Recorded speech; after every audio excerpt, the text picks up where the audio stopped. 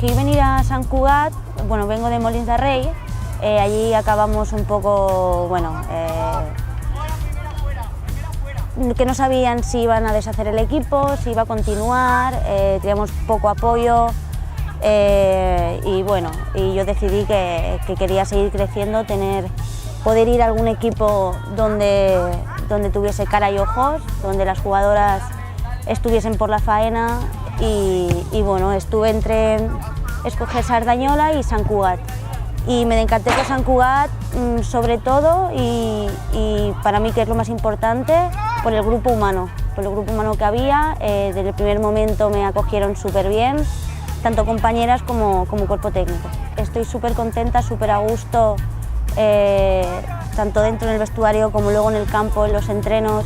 Es un equipo que es muy competitivo, vengo compitiendo desde hace mucho tiempo,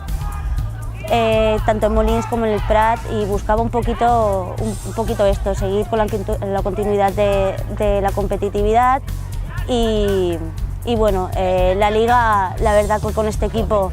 es muy diferente a lo que vengo yo jugando anteriormente. Es un equipo que tiene mucho el balón, no estoy acostumbrada a los equipos con los que he jugado anteriormente a tener tanto el balón.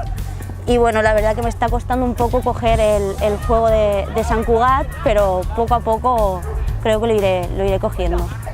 Creo que el reto que nos marcamos esta temporada, como cualquier equipo, es estar en lo más alto,